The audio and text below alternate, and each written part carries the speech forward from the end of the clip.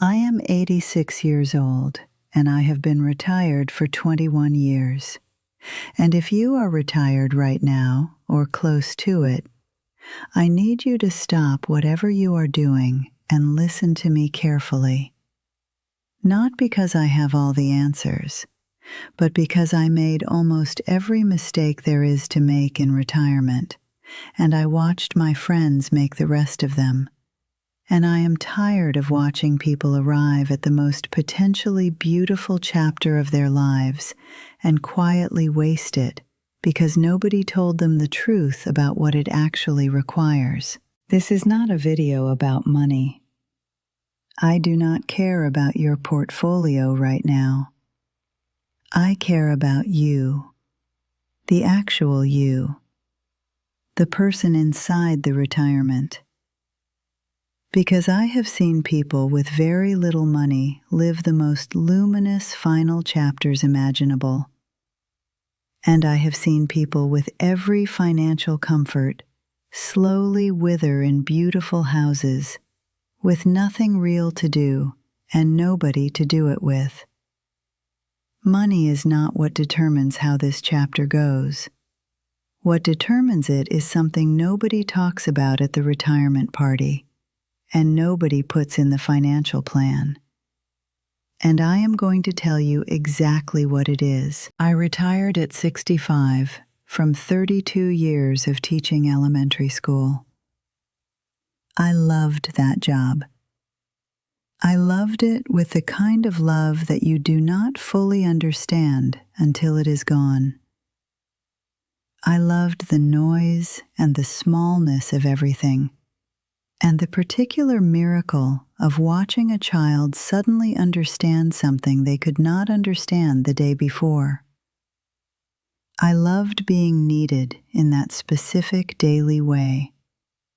The way that means someone is counting on you to show up, and you show up because they are counting on you, and the whole thing has a shape and a rhythm and a purpose that begins at 7:30 in the morning and carries you through the day like a current.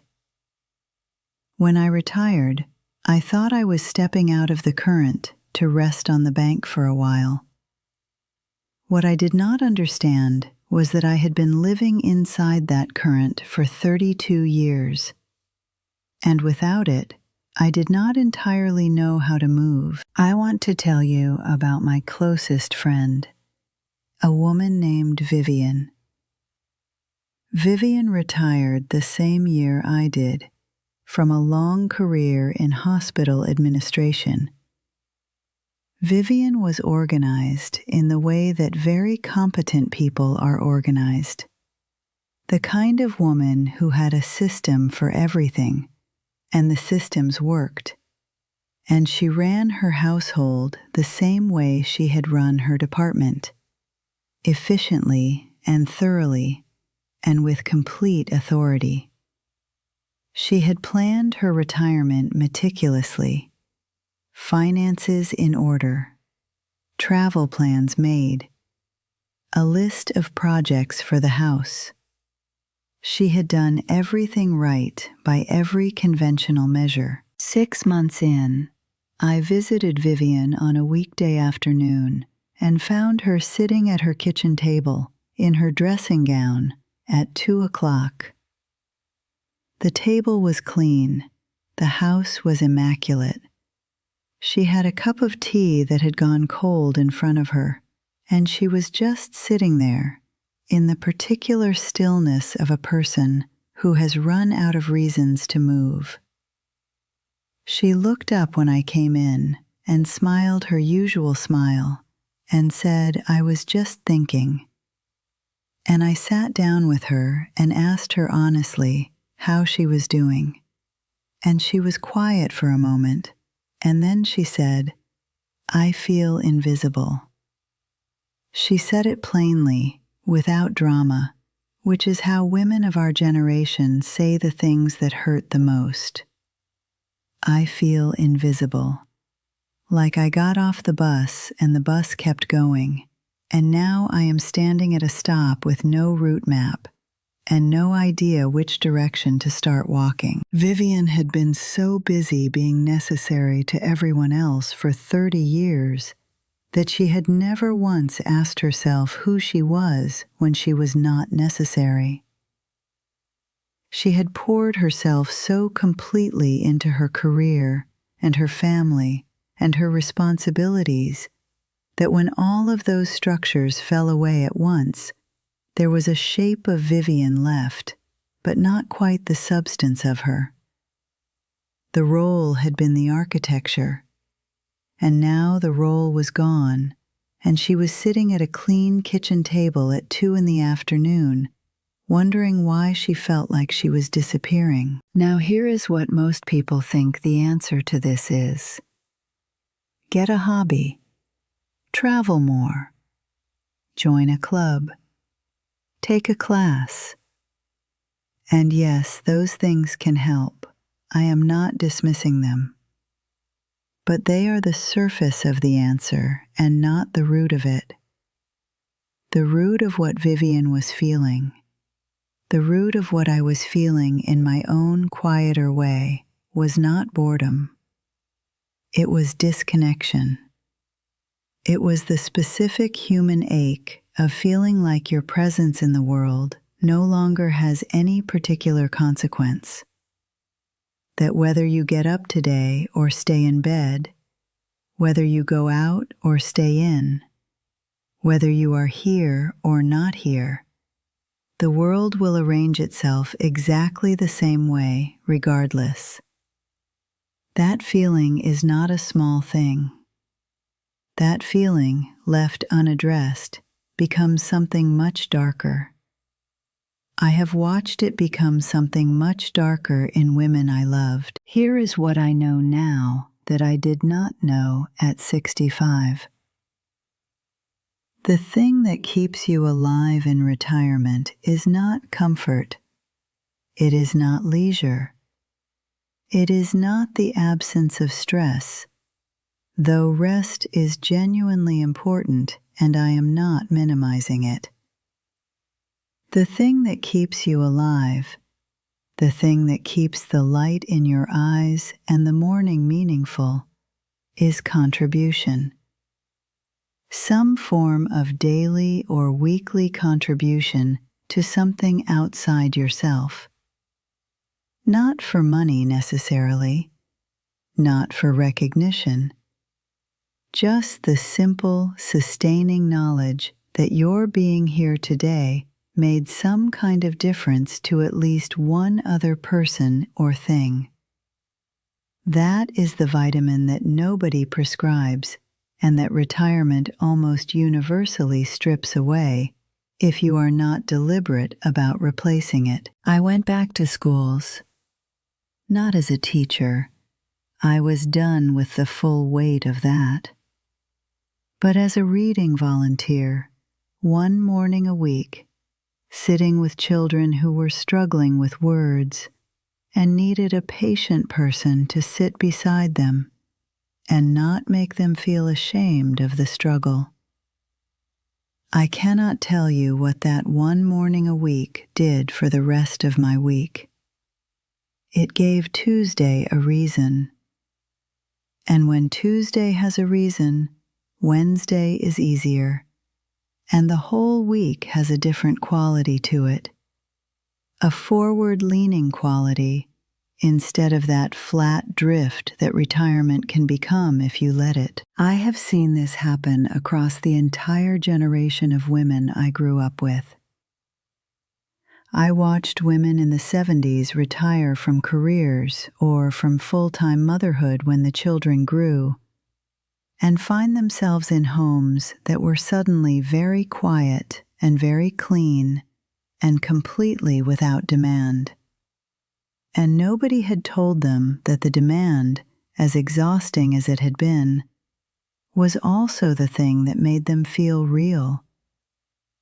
I watched it in the 80s and 90s, when more and more women were retiring from long professional careers and arriving at the same empty Tuesday that the men had always arrived at. and discovering what men had discovered, which is that you can plan for the money and forget to plan for the meaning. And I am watching it now in the women who are retiring younger and with more resources than any generation before them, and who arrive at the destination thoroughly prepared for everything except the silence. Nothing has changed. Only the age at which the silence arrives. I want to talk about something else that nobody says clearly enough. Your friendships need active maintenance in retirement in a way they never did when you were working. When you are working, you have built-in human contact every single day. You do not have to arrange it or pursue it or be intentional about it. It is simply part of the structure of the day. When that structure disappears, the contact disappears with it, unless you deliberately replace it. And I cannot tell you how many women I know who retired and within 2 or 3 years found themselves genuinely isolated, not because they were unfriendly or difficult or had done anything wrong, but simply because they had stopped being in the automatic daily flow of human contact and had not built anything to replace it. And it happened so gradually that they did not notice until the loneliness was already deeply established. Call your friends. I mean this practically and urgently. Call them this week. Not to plan something elaborate, just to talk. Make it regular. Put it in your calendar if you have to. There is no shame in scheduling the things that matter. Have a standing coffee, a weekly walk, a phone call on Thursday mornings. Anything that creates a rhythm of human contact that does not depend on you feeling motivated enough to reach out each time. Because there will be weeks when you do not feel motivated. There will be weeks when the dressing gown and the cold cup of tea feel like enough. And in those weeks, you need the structure to carry you, because the feeling will not. Vivian found her way. I want to tell you that. She started a small, informal book group, just 4 women at first, meeting every 2 weeks in her kitchen. Not literary, not academic, just 4 women with books and opinions, and enough history between them to be honest with each other. Within a year, there were 8 of them. Within 2 years, Vivian was more alive than I had seen her since before retirement. Not because the book group was profound, because the book group was hers. She had built it. It needed her. Every other Thursday, it needed her specifically, and nobody else would do. And that specificity, that irreplaceability, is what had been missing. She told me once that she looked forward to those Thursdays from the previous Friday. An entire week lit up by 2 hours of women talking honestly about things that mattered to them. That is not a small thing. That is the whole engine. Here is what I want you to take from this, if you take nothing else. Retirement is not the end of your useful life. It is the beginning of the only chapter where you get to choose entirely what useful means. For 30 or 40 years, you were useful on someone else's terms, to an employer, to children, to a household, to the demands of other people's needs. Now you get to define it. And that freedom is genuinely wonderful. But it requires something from you that nobody prepares you for. It requires you to know yourself well enough to know what gives you life, and then to go after that thing with the same energy you once gave to everything else. Not with guilt, not with the sense that you are being indulgent or self-centered, with full permission, because you have earned the permission, and the world needs what you still have to give. And sitting in a clean, quiet house, letting it go unused, is a loss not just for you, but for everyone who needed it. You are not done. I need you to hear that. 86 years old, and I am telling you with everything I have that you are not done. The years ahead of you are not a footnote. They are not the slow dimming at the end of something. They are years, real, full, consequential years. And what you do inside them matters as much as anything you have ever done. Maybe more. Because now you know what matters. Now you have the clarity that only comes from having lived enough life to know what was real and what was noise. That clarity is not a consolation prize. It is the most valuable thing you own. Vivian passed 2 years ago. Her book group still meets. The women kept it going because she would have wanted them to. They still meet in her kitchen because her daughter offered, and nobody could bear to move it somewhere else.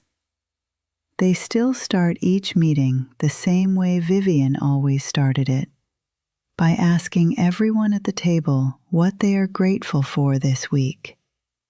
Just that. What are you grateful for? The answer is never grand. It never needs to be. You are here. You are breathing. You have today. That is where it starts. That is always where it starts. Go call someone you love